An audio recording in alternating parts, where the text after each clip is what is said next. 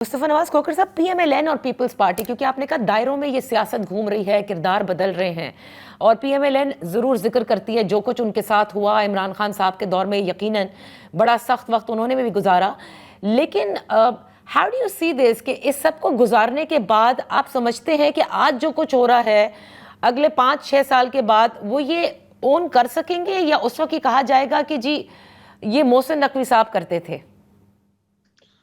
دیکھیں، ذمہ داری تو ساری انہی کے کندھوں کے اوپر آ رہی ہے، کیونکہ وہ اس کی ایک سیاسی قیمت ادا کر رہے ہیں۔ محسن نقوی صاحب نے تو نہ کوئی الیکشن لڑنا ہے، نہ ان کی کوئی اس طرح کی سیاسی جماعت ہے کہ اس کے وہ پولیٹیکل کانسیکوینسز کا سامنا خود کریں۔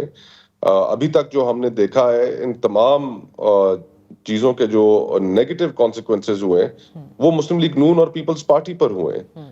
پنجاب کے اندر جو الیکشنوں کی صورتحال رہی، جو گڑھ تھا مسلم لیگ نون کا، حتیٰ کہ لاہور تک میں مسلم لیگ نون کو الیکشنوں کے اندر جن لوگوں کے غضب کا سامنا کرنا پڑا، تو وہ ساری قیمت تو وہی ادا کر رہے ہیں۔ اب بھلا بتائیے کہ پاکستان میں شاید ہی کوئی ایسا حلقہ نہیں ہے، میرے علم میں نہیں ہے، کہ جہاں پر رات 2:30 بجے ریٹرننگ آفیسر بیمار ہو جاتے ہیں، ان کو ہاسپٹل ایڈمٹ کیا جاتا ہے، اور پھر صبح 3:30 بجے الیکشن کمیشن الیکشن کی رات ایک نیا ریٹرننگ آفیسر اپوائنٹ کرتا ہے۔ یہ کہاں ہوتا ہے؟ یہ میاں نواز شریف صاحب کے حلقے میں ہوتا ہے۔ تو اگر چیزیں اس نوبت تک اور سیاست آپ کی اس نوبت پر پہنچ جائے کہ آپ کو صبح کے پہر ریٹرننگ آفیسرز بدلا کے اپنے ہوم گراؤنڈ میں الیکشن جیتنا پڑے، تو پھر قیمت تو آپ ادا کر ہی رہے ہیں۔ اور مستقبل قریب میں بھی مجھے نہیں نظر آتا کہ حکومت اپنی لیجٹمیسی ان کے پاس ہے نہیں، وہ کس طریقے سے اس سارے جنگل سے نکل سکیں گے۔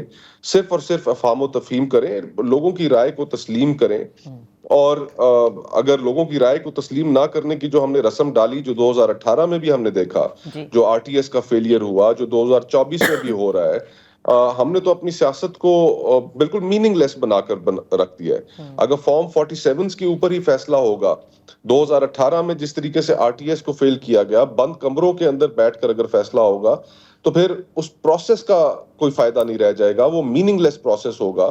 اور یہی وجہ ہے کہ پروسیس کو ہم نے اتنا میننگ لیس کر دیا کہ اب بلوچستان میں وہاں کا نوجوان، وہاں کے لوگ اس پروسیس پہ اعتبار نہیں کرتے۔ وہاں پر ہماری بچی، ہماری بیٹی مہرنگ کی صورت میں ابھر کر سامنے آ گئی۔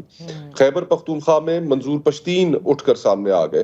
تو یہ سارا پولیٹیکل پروسیس جو ہے، یہ اپنی افادیت کھو رہا ہے، اور یہ سب سے بڑا خطرہ ہے اس ملک کے لیے کہ جہاں پر پالیٹکس جب میننگ لیس ہو جائے گی تو حالات کی خرابی کو پھر سنبھالنے والا کوئی نہیں ہوگا۔ تو رضا، پھر کیونکہ اس وقت معاملہ پی ٹی آئی کے احتجاج کا ہے، لاسٹ منٹ ہے، آپ یہ سمجھتے ہیں کہ it is sort of a consensus with in all political parties now کہ اگر ہمارا مقصد صرف مسند ہے، اور اس مسند تک بیٹھنے کے لیے دوستی لازم ہے، سیم پیج لازم ہے، اور اس پروسیس کے اندر دیگر پولیٹیکل پارٹیز کو، نظام کو، جمہوریت کو، جمہوری اقدار کو، چاہے کچھ بھی ہو جائے، ڈزنٹ ریلی میٹر؟